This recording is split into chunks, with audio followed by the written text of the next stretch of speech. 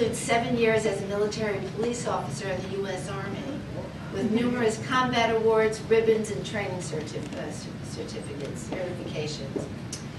John is currently working at Abengoa Bioenergy Corporation in Chesterfield and is pursuing a master's degree at Washington University in energy, environmental, and chemical engineering. So please join me in welcoming John Coveyou. John, would you like to come forward?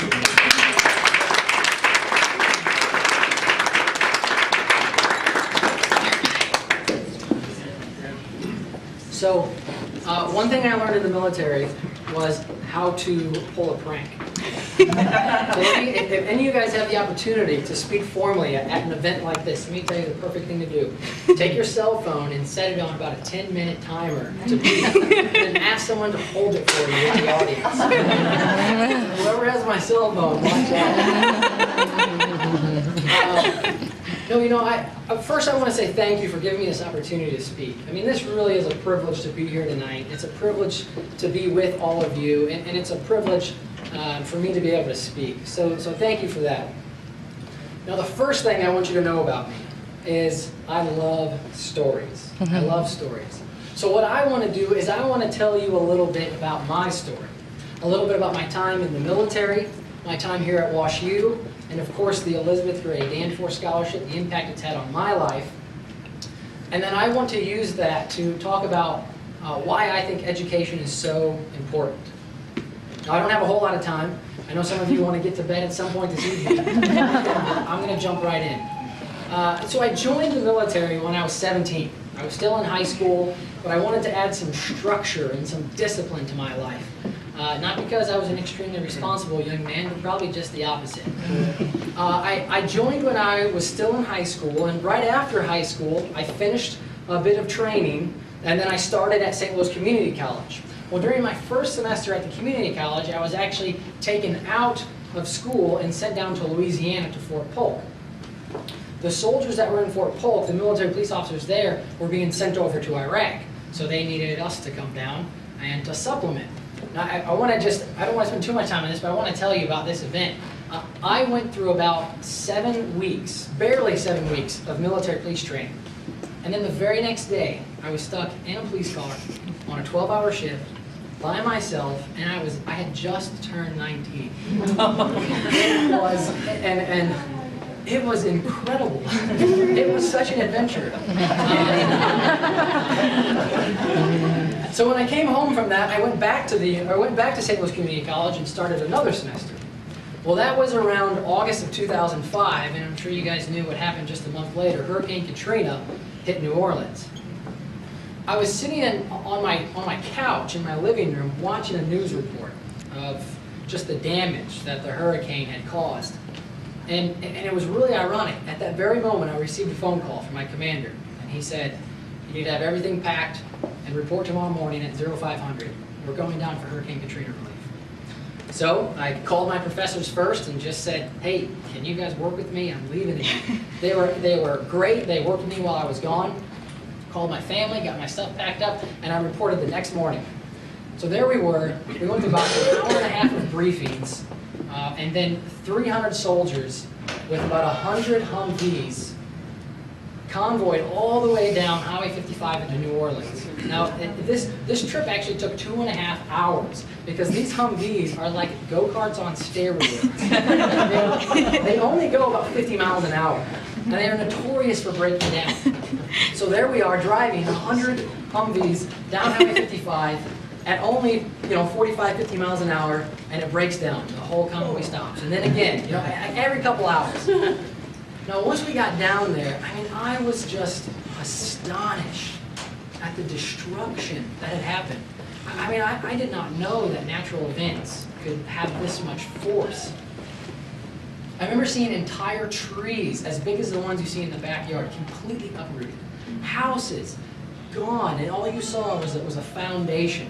And there was all kinds of commercial buildings where there was no windows, or even on some of them, no walls left standing. When we got there, we didn't actually have anywhere to stay. So we were told that we had to break into a local high school and set up posts right there. So we went to this high school, it was Jefferson Parish High School. We actually drilled the hinges off of the doors and removed the doors, pulled all the books and bookshelves and desks out into the hallway, cleaned all of the water out, and we used, that very chalkboard in that classroom we used to plan out our missions right there. I mean, it was now, I am kind of ashamed to say this, that was a very adventurous time. But reality set in, as I'm sure you can imagine. I went to Walmart, of all places, while I was there, because Walmart said that anyone with the U.S. military or anyone there for humanitarian aid can take whatever they needed, because they were going to be writing everything off for tax purposes, and most of it was destroyed, so we could just get whatever we needed. I forgot all my toiletry items. I forgot my toothbrush and soap and all that, so I needed to go to Walmart to get this. And I remember pulling up to Walmart. When you go to Walmart, it's a real happy, lively, light place. There's a big sign out front, and there's always someone there to greet you and ask you how you're doing, right? Well, this was not the case. The shopping carts on the parking lot were just thrown to one side of the lot, and most of them were crushed. And when I pulled up closer, you could see the Walmart sign was kind of flickering, and some of the lights were missing, and it was tilted and broken off to the side. And as I went closer, the front windows were completely bashed in. And I remember as we began to step inside, there was glass and debris and trash and rotten food just everywhere. And there was a smell. It was the smell of like sewage and rotting food combined. And when we walked in further, I could see all this produce off to the side, and that had began to rot. And there were aisles inside that had fallen over. And the distance, I could hear little footsteps. And when I realized what it was, there was animals in there that were actually eating some of this stuff. And so you can imagine, at that point, I realized that this is not a movie. This is not a video game. This is real life. But here's the point I want to make with this. In the midst of all of that, in the midst of all this destruction, there was something else that caught my attention the most. There was something else that just captivated me. There was many people down there who had lost almost everything, but they were taking the time that they had to help their neighbors, to help the people around them. Some people who had lost everything were serving in soup kitchens to help other people who had lost even more than them. And I remember thinking to myself, there's still something here. There's something very real here. It's just not tangible. And it wasn't just there that I saw it, but it was in many places that I traveled to. It was all over the world. It was right here in the States, and it was all over. It's something that we all share.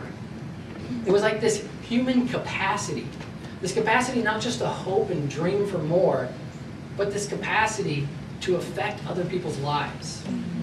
The capacity to make an impact, not just on people, but on society. I think the one thing that we never lose, the fundamental thing that we never lose, is our capacity to affect other people, no matter what. And this is why my education is so important to me.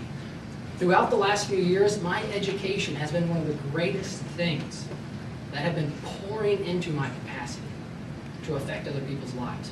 Because you see, true education does not affect just your brain. It shapes and transforms who you are. My education has helped to refine my character, to reveal where a lot of my passions lie, to build a lot of confidence in me. My education has given me the opportunity to make an impact in people's lives that without I might not have been able to make. When I was accepted to WashU, it was an incredibly sweet moment, getting that letter and reading that letter.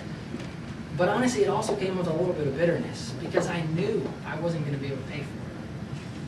And when I received the phone call that said I had just got the Elizabeth Grey Danforth Scholarship, at that point in my life, it was the most incredible moment I had ever lived through. On December 18th of 2010, my wife took that spot. It was incredible. And I also want to say this, will these scholarships ever bring education to the entire world? No, maybe not. But they will bring it to a few people, to many even, right here in St. Louis. And that is an incredible thing.